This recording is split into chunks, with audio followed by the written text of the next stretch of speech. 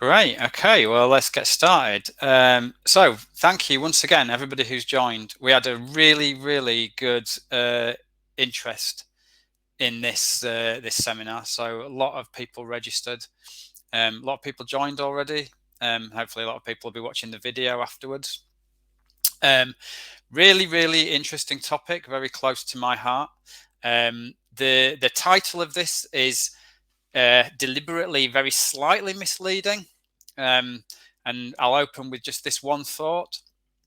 If you did put CRO at the heart of your e-commerce strategy, would it even be CRO anymore?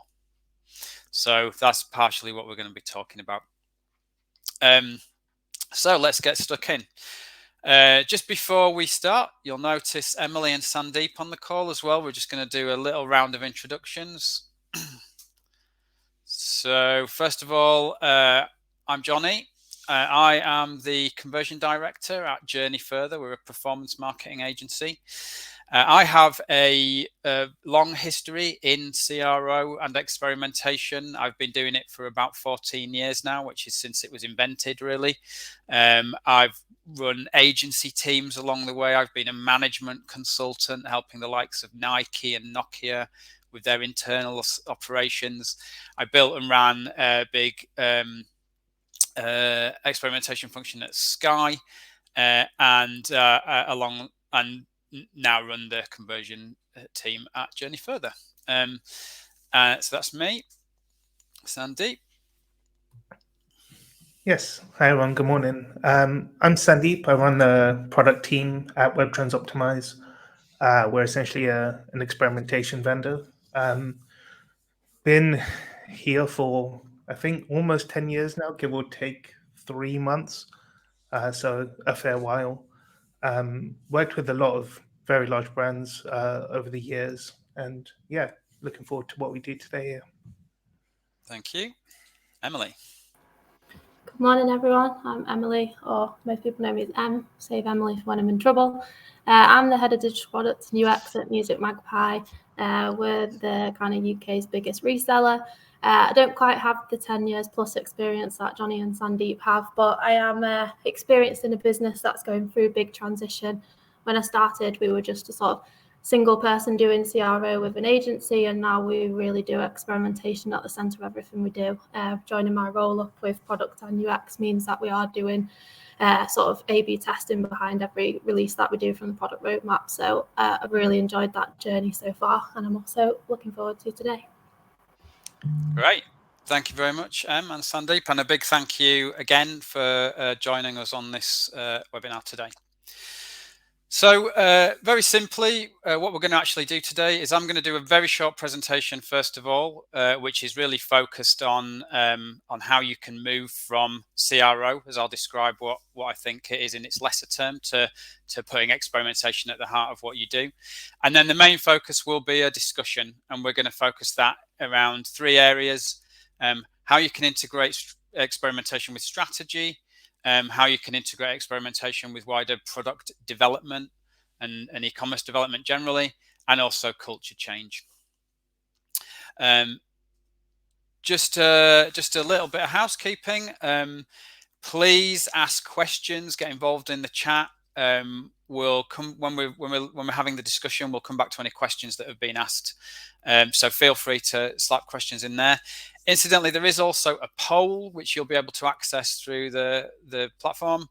I'd love it if you would fill that in, because that's going to be fundamental to what we're thinking about. Is what are the gaps that you have in terms of trying to expand experimentation within the business.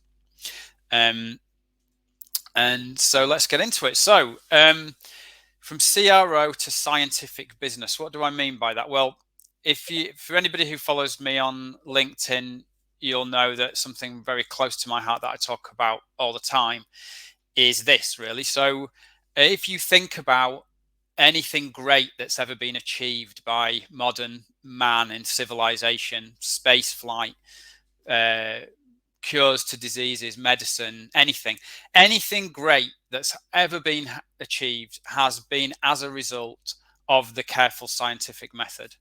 And there are multiple different ways to look at that, but at the end of the day, It's through trying things, failing, learning from them, and developing. That's how we got to the moon. That's how we've done anything. And yet, for some reason, business doesn't work like that. Business works on the basis of people going, hey, I know what we should do. I've got all this expertise and experience. So what I'm really sort of talking about in a way today is how you move to a place where the business as a whole thinks more scientifically and thinks about how to experiment with things and how to learn from those experiments. Conversely, CRO, as it is currently practiced in a lot of places, is something a little bit different.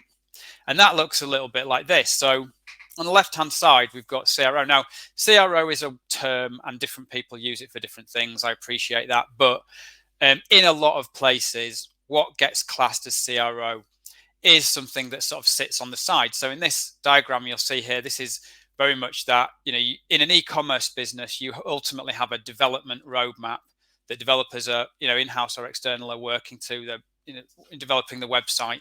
And most of what gets done to that website comes from opinion. It comes from people having strategy workshops annually and thinking, we should redesign the checkout and things like that. That's where most of that work happens. And if you are doing CRO, that will sit on the side, and that will be a little bit of stuff that goes into that roadmap, usually very small things, tweaking things. That sort of misses a trick, really, because obviously, ultimately, what we're talking about is using the scientific mindset and the experimentation process to do everything, to sit at the heart of everything you do.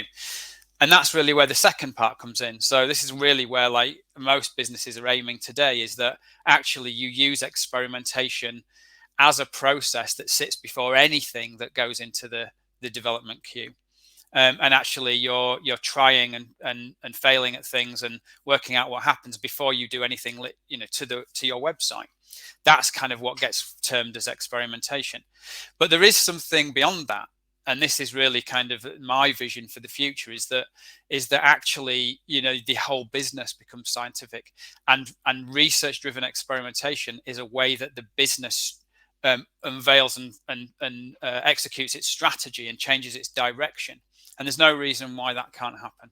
And so this is really what we're sort of talking about, is how you start to edge towards this view on the right-hand side. Now, very importantly, I'm sure there are lots of people listening to this today thinking, there's no way we'll ever get there. It sounds too complicated. I'm just a CRO person, one person in the whole business. And the point is not to try and say, you've got to come to do this massive transformation project. The point is that if you edge towards this, you will infinitely improve what you're doing. If you're just doing CRO and you just start to think about how to get involved in business strategy, or you just start to think about how to just think about things a little bit differently, then you start to massively improve what you do and you start to get more traction. So that's what we're really looking at today, is not how you do this huge transformation project, but how you edge towards that. And these are some of the considerations from my point of view of what's lacking on the left-hand side and how to get to the right-hand side. The first is really sort of is this idea of business strategy. And I'm borrowing here this idea from science itself. So in science, if you think about something like physics, there is a difference between theory and law. And scientific law is a fact about how the world works and how nature works, which you will determine through experiment. So you can run an experiment and figure out that this is how atoms work, or whatever, whatever you want to think about. But there is also a very important concept, which is theory, because theory explains why those things happened and what you might do about it and what the benefit of that knowledge might be to humanity. And those two things work hand in hand. An experiment sits at the intersection. You run an experiment in order to validate a theory, and then a scientific experiment can change the theory. And those two things are constantly evolving. In a business sense, theory is really business strategy. And unfortunately, that is the bit that gets completely ignored from most of what's called CRO. Mostly CRO is just running experiments and figuring out what can change your conversion rate. And conversion rate is not a strategy. It is a metric. And so that's really kind of the fundamental thing for me that gets missed out, is what's the business strategy and how does it integrate with experimentation. A concrete example of that, just to bring it to life. So we have a client at Jenny Further called Time for Sleep. Time for Sleep are an e-commerce retailer of beds and mattresses. And the important piece of context is that they sell a combination of products which they warehouse themselves. So they buy products from wholesalers and stock them in a warehouse. And when you buy that product, you will get it within 2 to 3 days on express delivery from them. They also have a range of products that are effectively drop shipped. And when you buy that, they place that order with a wholesaler who often manufactures it before delivering it to the customer. And the lead times on those can be very long, sometimes 16 weeks. And we noticed that this tension between these two delivery timeframes early on. The example on the left-hand side here is a very, very quick test that we did initially, where we just put links at the top of the category pages which say in stock. And so it's just giving people an easy way to filter to what's in stock. That had a huge impact on those pages. It increased the conversion rate by 13%, which was worth a significant amount of money to them. But what do we learn from that? Well, we started to build on that learning. The second example that you can see here is urgency messaging on the product page, which says, hurry up, this is in stock. If it goes out of stock, you're going to have to wait 16 weeks. That had an even bigger impact. That was worth over £1 million across the whole site, and just doing that on those pages. So we know that we were onto something. We know that we have uncovered a significant fact about customer behavior. So in back to that word of sort of scientific law, that's a law. We know that there is a sensitivity with customers around this stock and the delivery time frame of products. The third example, which is actually still running, is a toggle that allows you to switch off all products that are not in stock. And the ulterior motive of that is that if we execute that fully to the site, we will then test defaulting it to Express.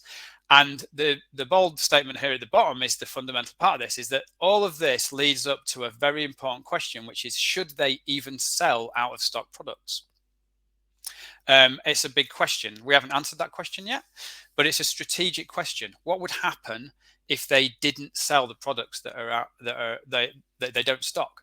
That would fundamentally change their business. They might even fundamentally change the brand of the business to be more about express delivery. So, and that's a theory.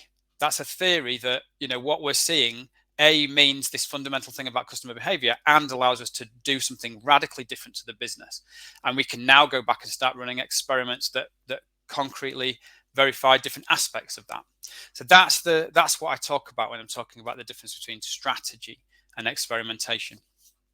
The next thing is really about the process of development itself. And in lots of businesses, you have an in-house teams with product teams. Others, you have outsourced agencies. It's really the same. And this chart is trying to show how the process can start to be interweaved with business strategy. An e-commerce business is effectively a front-end shop, and that's how customers interact with you. That's what you change to your interface with the real world. So really, how that should work is that you should have strategy and insight, which allows you to come up with significant hypotheses. So these might be big strategic hypotheses that filter down into smaller tests. There's then a sort of a pre-production experimentation where you test things in an A/B testing platform like Webtrends, or otherwise in simple, easy, efficient ways.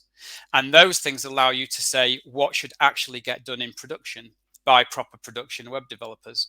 But then even so, once those things have been developed, and those things should be developed in MVP format, so you're always testing things, small things laddering up to big things, and then actually feature release testing those things as well. And all of that is a big cycle that feeds back into strategy, back into insight, and back into major hypotheses. And that, you bring together how the whole business works using the scientific experimentation mindset. The last part really here is just about culture. We can't have a conversation like this without talking about culture. This is a very common conversation in the world of experimentation. How do you get more senior people to buy into this? I'm not going to answer the question here. It's just here as a nod to that being a very important question that has to be answered. And it is true. You won't get very far in this long-term journey without senior people who buy into the vision. So that's just a few kind of thought starters, really, and my view on some of the things that are fundamental to trying to get to this longer term vision. And what we're going to hear is just open this up to discussion. So the first question that I have here is about the idea of business strategy and how experimentation can become more strategic. So Sandeep or Emily, any thoughts initially on this area? Yeah, I'll jump in first. Why not? I think one of the really interesting things we've heard as a shift in the way people talk about running experiments is almost tying us to all digital innovation that happens. So anytime someone's looking to do something new, almost looking at the experimentation team as the one to deliver it, as opposed to traditional IT/product teams. And when all new and exciting, interesting things are coming from experimentation teams, the way in which you go about building, delivering, prototyping, researching these kind of things then becomes baked into the product by default. And like the more that then gets released, it's kind of inherently scientific by nature because of the team that's delivering it. That compared to, let's say, a lot of companies have marketing teams that are hosting someone doing CRO or a few people doing CRO. And when it's seen as not too different to PPC activity, for example, it's very hard for those people to then, embed themselves in all innovation that happens for a digital product. Yeah, quite. I mean, I think as well, like from my point of view, one of the challenges is, and I didn't mention it already in the slides, but is the way that CRO is perceived, because and there's been conversations for years about the term CROs, conversion rate optimization, but in a way it's semantics, in a way it isn't. But at the end of the day, conversion optimization is ultimately thought of by people around the business as a way to improve a metric, which is conversion. And that is very fundamentally not something strategic. So those businesses will go, oh, let's hire somebody over here to increase the conversion rate. Meanwhile, we just need to redesign our checkout. We just need to do all this stuff, and which seems like a good idea.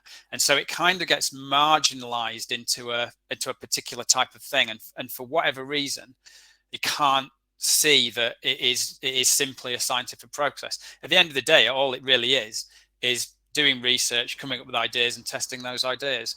And if you think of it like that, you think, why would you do not that? Why would you do anything other than that? So sometimes the terminology doesn't help as well. But, I think ultimately what you're saying, Sandeep, which is right, is that, it's about how that team is seen in terms of how their output is viewed by the rest of product. Yeah, I think that resonates with me as well, because actually when I started, I was just sort of CRO executive in marketing, and now my role sits in IT. And I don't necessarily think you have to sit in a department to make it work, but I think you just have to understand how the business is perceiving that function.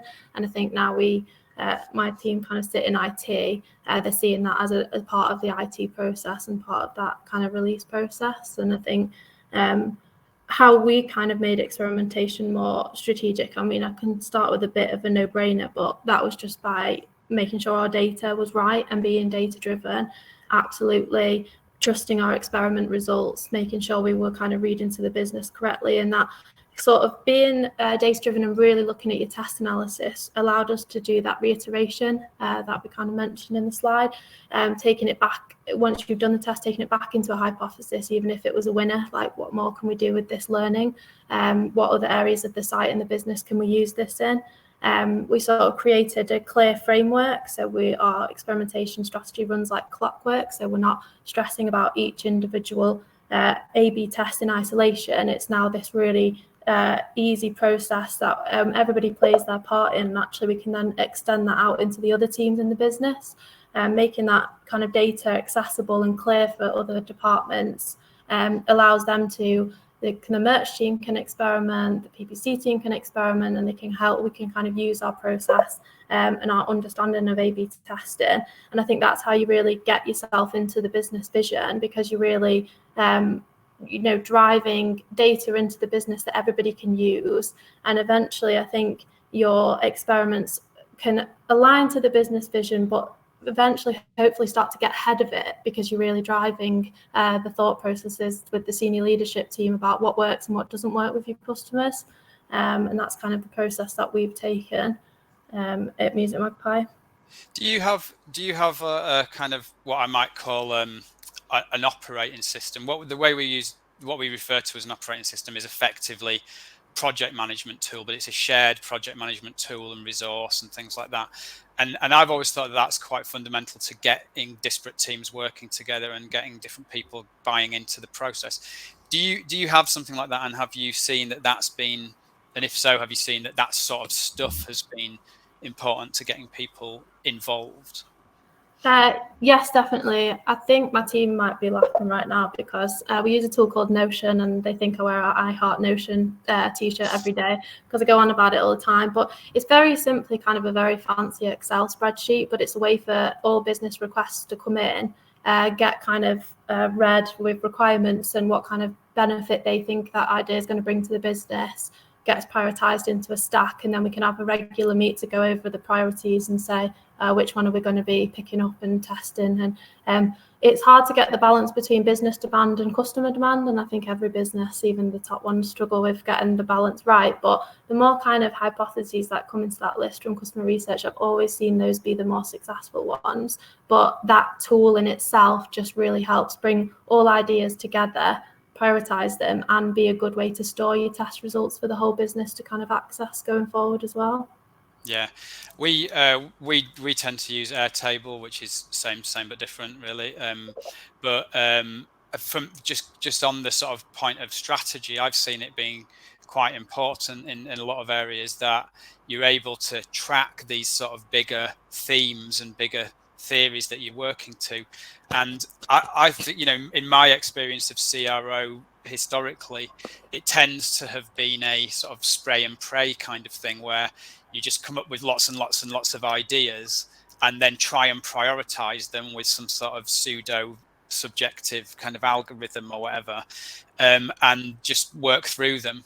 And I think that is sort of a little bit last season for me in a way, because actually, if your experiments are properly kind of driving these bigger kind of themes and bigger strategic things, and vice versa, you're working experiment off the back of themes, then that's a better way to prioritize and work through things, while still obviously doing some random tests as well. So yeah, I think those kind of systems play into this a lot, and the more you can get people kind of collaborating with them, then the more it just becomes a solid thing that people go, this is how we work, this is how we do things.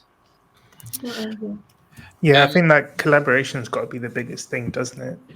If only 2 or 3 people are seeing what you're doing, what the full picture is, what results are happening, why we're doing this, ideas that people put forward, then it's never going to be embedded into the way the company goes about delivering product.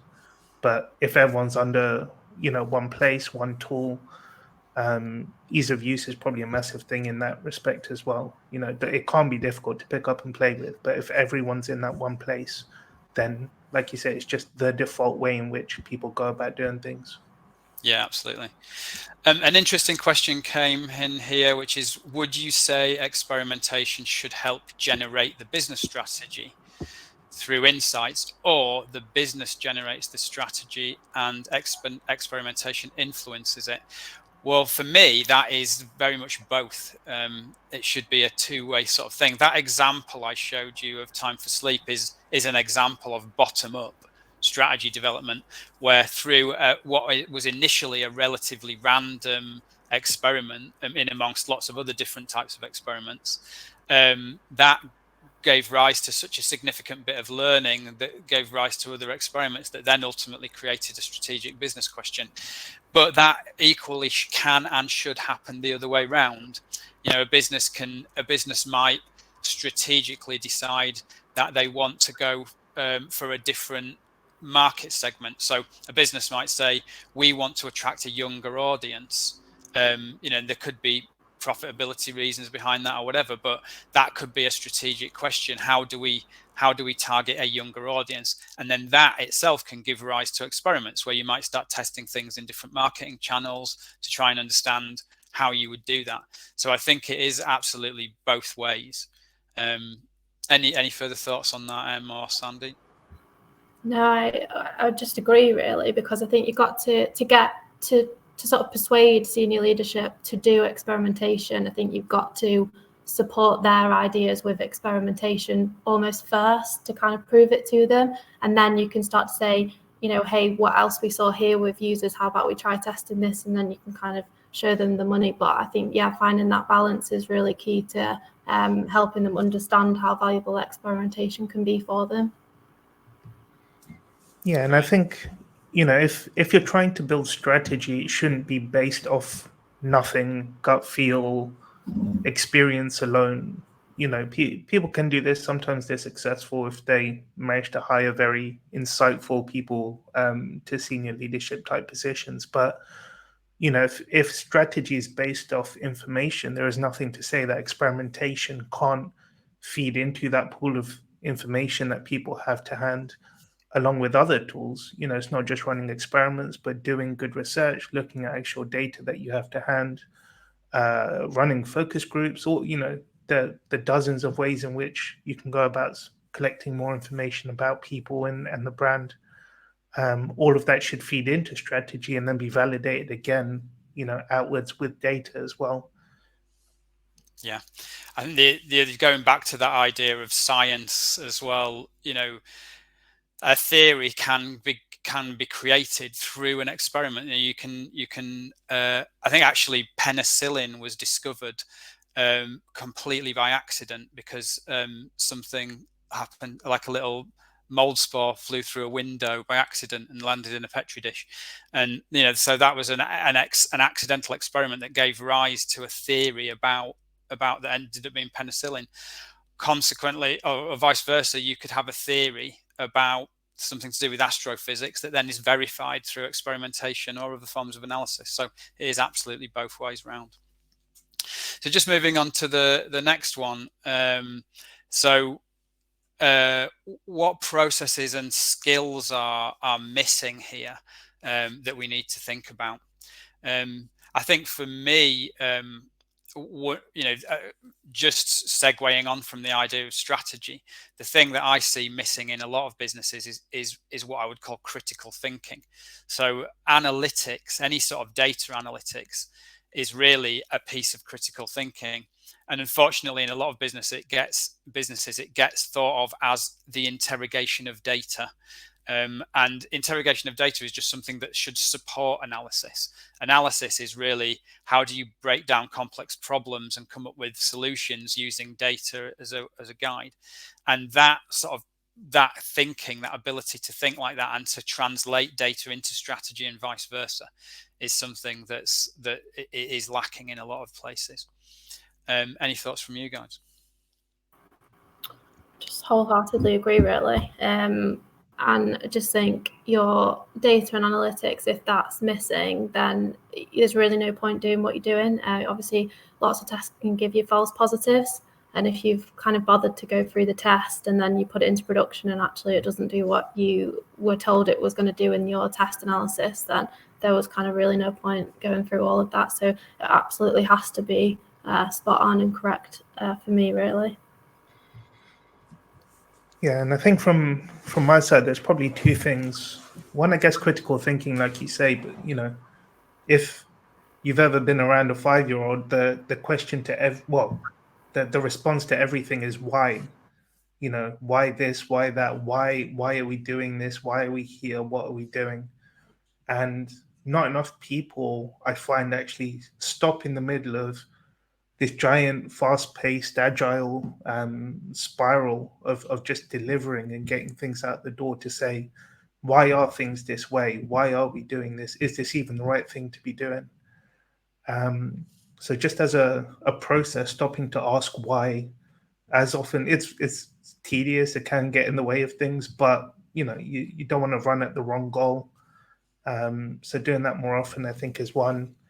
And then, just coming from a developer background, I guess, technical skills in CRO, I think, are still very, very limited. And it kind of stops you from having the confidence to go and propose solutions and be that, center of innovation for a company if you're not around people who you can very comfortably go up to and say, the business is talking about this, what's possible? Can we help? Can we do MVPs? What sort of interaction can we have with that process? If you don't have that technical support and skill set immediately within arm's reach, it becomes much more difficult to kind of embed yourself in what's next and what's new. Yeah, I mean, I've seen that firsthand for absolutely years, as as a consultant and working in agencies, that we speak to businesses about ultimately trying to sell services, and they will often say, we already do it. We have we have a person who does CRO, and it's very hard to communicate the skill that is required in doing it properly. And a lot of businesses just fail to understand that. And the frustrating thing is, like, always, it's kind of like they would think, well, you would say that because you're trying to sell to me, but there is a very genuine aspect to it, which is there is just a lot of skill required in doing it right, particularly understanding statistics and things like that. Like, so many people get the statistics wrong that's required to measure experimentation. Other aspects of it as well, like doing it right is not necessarily an easy thing. Like, it's very easy to get an A/B testing tool and run a test, but actually doing it right and getting the most out of it is two different things. Just a question from Henry that came in on. Sorry, there are a lot of questions coming in, and I might not get to all of them. We'll go through them as we go through, but if not, I'll answer them via email in reply. But from Henry, how can one go about developing critical thinking skills? Well, actually, that's an interesting one. I think most people are capable of critical thinking. It's really, at the most simple level, a case of just asking, what does this mean and what should we do about it? Particularly if you're thinking about running experiments. So, and I'm sure a lot of people here on this call run experiments regularly. The traditional thing, and it's just through the heritage of what CRO is and how it's developed, is about looking at a test and thinking, this is won or lost, and how much money is it going to make, and things like that. And the critical thinking aspect of it is really just as simple as saying, what does this mean? This result that we've seen, what does it mean? What does it mean about our customers and how they behave? And what else could we do about it? And how else could we use that information? And just sitting and thinking about it. That's in a way, it's as simple as that. And just as Sandeep was saying, children are constantly asking why. There is an actual technique called the 5 whys, which is that for anything you're trying to understand, you should ask the word why 5 times and answer that word 5 times. So, why did this happen? Because customers click this button. Why did they click the button? Because they were more interested in that than that. Why were they? Because and if you ask a question 5 times, you have why 5 times, you'll get to a much higher level answer, and then you can think, well, what do we do about that? So there are simple little techniques like that. I would say critical thinking has been central to my entire career, really, and actually that's because I am a trained philosopher aside from what I do by my academic education. And I'm not suggesting you go and get a degree in philosophy, but you know, it is really just about ultimately posing questions like why and what do we do. From a technical skills point of view, or Sandeep, what do you think are some of the most critical things? And we talked about data, but I'm thinking particularly around sort of front end development and things like that. You know, one of the things I see is that everybody has agencies, everybody has in-house teams, but is the front end development skill required to build and run experiments a fundamentally different skill to production front end development? Is the culture and the mindset of those front end developers different?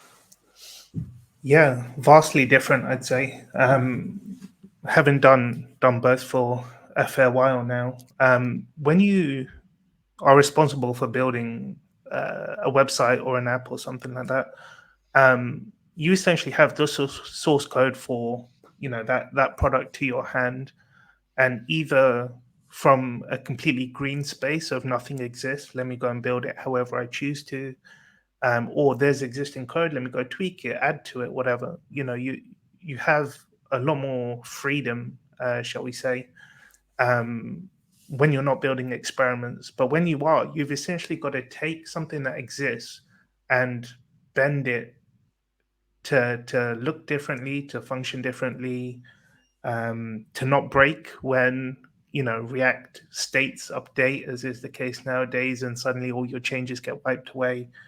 Um, it's a completely different skill, despite the language potentially being just JavaScript. You know, React is JavaScript, front end dev in most CRO platforms is JavaScript. It's a very different skill. And then the closer you get to innovation, again, you know, you've got to be closer to what cloud tech is available to you, what HTML APIs are available to you to do things that, you know, most website devs, product devs probably don't necessarily need to get close to. Yeah, one of the things I've seen again through my career is that one of the big advantages of experimentation is that you can build and test things more efficiently and more quickly. And a lot of developers can be trained in much more rigorous processes in production side sort of experimentation, where you have a lot of UAT and different, you know, processes around security and things like that. And actually, you know, you should always QA tests, but you don't have to go through the same process. So there's a little bit of a different mindset Yeah, around. it's almost this cowboy mindset, isn't it? You kind of turn up Yeah. and say, let me go and see what I can do here today. Yeah, yeah. and that is an important economic advantage of running experiments, though, that you are saving money on development costs by testing things more quickly and easily. Do you have a sort of a distinction between developers that support experimentation, and that do more production side stuff, or is it the same resources? So for us, really, we've been going through like quite a long debate of client side versus server side testing, which I think is worth kind of reading up on and deciding what's right for you at that time. I think there's definite pros and cons of both. So previously, at the start, we were doing client side testing, and as you say, that's definitely kind of a quick route to doing a sort of light touch development work, test if it works. But what we found was if we had a winning variant, putting it through hard coding with internal devs was difficult. It was long. It kind of went back to the start. And I think running a test at 100% client side for too long is obviously not ideal. So I think if you are wanting to do client side testing, because there's definite pros of that, of it being quicker, then you need to make sure that your process for hard coding is there and ready to wait. We now kind of do server side, so sort of on your question, most of the devs are all kind of able to test everything they do because they put it behind a feature flag before they release it, which means we can kind of slowly ramp up traffic. It does take longer. It does require a lot more internal resource now. So they're kind of like maybe the cons of it, but it does allow that more business experimentation culture to come through every product team. So really, I think it's about weighing up those pros and cons and assessing where your kind of business maturity is up to and what works best for you and what you're aiming for as well. So you can start to kind of move forward towards that. Yeah, couldn't agree more. Just looking at the time, I'll go on to the third one. How hard is culture change? I have an interesting theory about business culture, which is that actually it's a lot to do with the fundamental nature of business in the modern Western world, which is hierarchical, which goes back to sort of Victorian times in a way. But people are ultimately hired and paid more based on their position in this sort of pyramid hierarchy. And when somebody comes in from somewhere else, they're really hired based on their experience, and they're getting paid more because of the quality of that past experience. So they ultimately have to justify their salary by their opinion and experience. That's why basically I think a lot of what gets done is opinion based, and that's a lot of how business works, and that's something that's very, very fundamentally difficult to change. You know, that's a real kind of thing about how business works. But what is the best way to try and change culture? You know, ultimately it relies on the right people in senior positions who buy into it, but how can you persuade them to think differently or to go about things differently? Guys on the call, have you any sort of stories of that actually working that you've heard of? I mean, for us, like we're kind of living that story because, like I say, honestly, in the last 3 years, I started as a marketing executive, and we've gone all the way to doing experimentation in the 7 or 8 product teams that we've got now. I definitely should know how many we've got, but we basically, I think it is about the senior buy-in. You have to get it, and I think for me that was about getting a kind of more one-to-one relationship with each of the senior leadership team, understanding what their objectives are, what drives them, what kind of thing they're tuning into and things like that. And I think we've got kind of a business of we like to pivot and go in new directions, and we like to learn, and we can kind of like use that as the way into their mindsets that experimentation is a safe way to pivot, and it's the ultimate way to learn. And that's how we kind of, it was literally a show me the money type thing. And I think basically we had a few years ago, we had a change that was made untested. Performance went through the floor, we were scratching the heads, and it only took that one case for us to kind of open the door a little bit to say, well, with testing, you wouldn't have had that. And it's about, for me, with experimentation, it's not about failing, because I just don't think you can fail, because you can't push something to production to 100% of people. That will lose you money. You can't do that with experimentation. So I think it's about getting that one-to-one relationship with the senior leadership team, showing them the kind of good work you're doing with data, so it's not an opinion, and trying to say, how can I help you drive your business vision forward without making mistakes? I've certainly found exactly the same thing in quite a few of my previous roles. And actually, whilst culture is hard to change, sometimes all it does take is a really sort of significant kind of case study test that will help you kind of change people's minds about things. And actually, it's in early parts of sort of roles that I've done or working with certain clients, I've tended to call it a PR test. Like, your initial strategy should be to try and find a really interesting test of some description that you can go and show to people, and it never fails to interest people. Like, if it's like something that seemed really obvious that didn't work, or something that seemed like it wouldn't work that did work, or something that cost a lot of money that made no difference, how could anybody not be sit up and listen to those things? It's like anybody is really fundamentally motivated by commercials, and so those things really get people talking. And even better, like if it's contentious, if it's something that different people disagree with in the business, and you can show that this is a way to solve these problems and to do the right thing rather than mess around arguing for ages.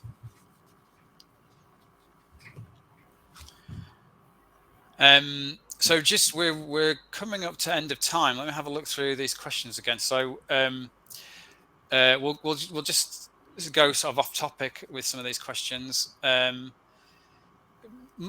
Molly, do you think every test should reach statistical significance, and would you calculate sample size ahead of every test?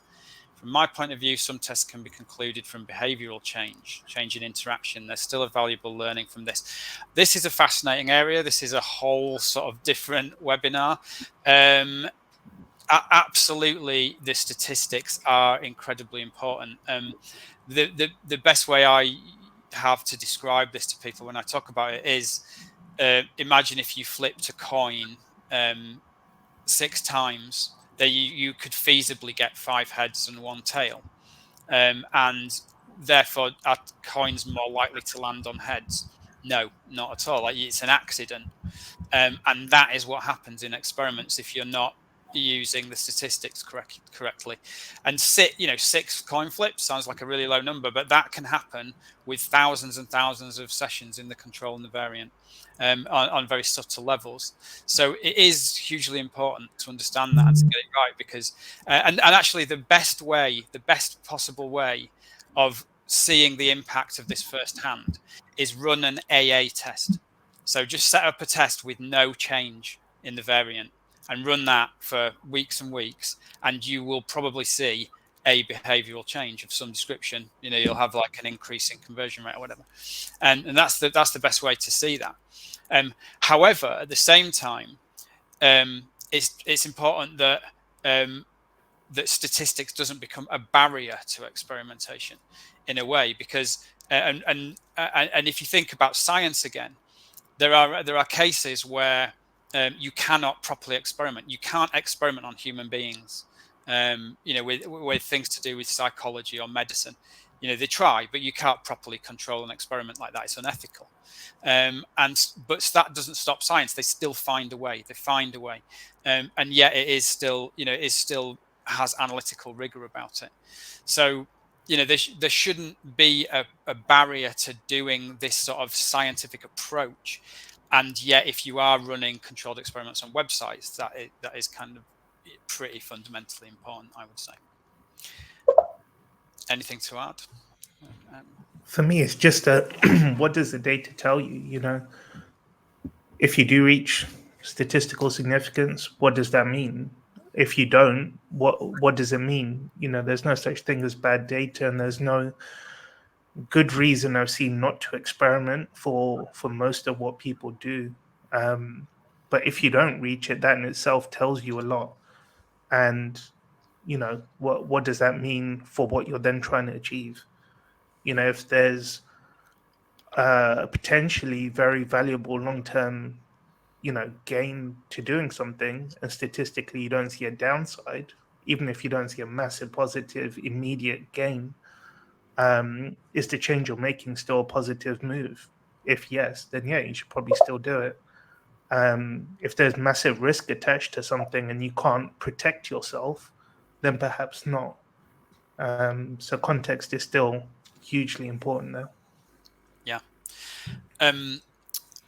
Will Rawson, are you limited as to what you can do agency side versus in-house?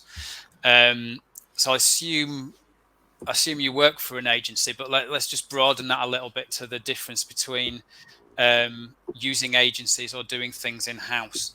I personally don't think there's necessarily a right or a wrong way. I think ultimately, if that vision that I presented, then if you're going to go really after that vision, then that needs to be fundamentally in-house. Like, you want to embed experimentation into how you work in the business. That doesn't mean that you can't necessarily use agencies. It's just that you want to control it, run the strategy, run everything from inside the business, and you might be using agencies for certain parts of the resource. However, if you're doing nothing right now, then agency is by far the way to go. And to actually answer your question, Will, it all comes down to the relationship between the agency and the client, the level of collaboration, because with a really good collaboration between client and agency, it doesn't need to be any different to it being in-house. If you're collaborating very, very well, then the agency can just be like an extension of the in-house team, which is how it should work in an ideal world. And that should be no different from working in-house. So we did actually say we were going to try and finish at 10 to, which we've got to. Anything else to add, Em or Sandeep, before we wrap up? No, great. No. Thank you for having me. Good, great. Well, just hang on. I've lost the ability to move my slides on. 1 second. Okay, so we've done questions. So just a couple of last little points. We're all pretty active on LinkedIn. Connect with us if you're not already connected to us. I have a newsletter which deals with all this kind of stuff called Test Everything. You can subscribe to it. You can find that link on LinkedIn as well. Also, I am very open to having conversations, meetings with anybody for any reason, even if it's got nothing to do with sales. I'm always more than happy to do that. So if anybody wants to chat to me personally, just get in touch with me. I'm more than happy to do that. And finally, just thank you very much for everybody for joining. Thank you again to Em and Sandeep for participating. I hope it's been useful. It's been very interesting for me. Thank you. Yeah, thanks, everyone. Thanks a lot. Thanks again to everybody on the call.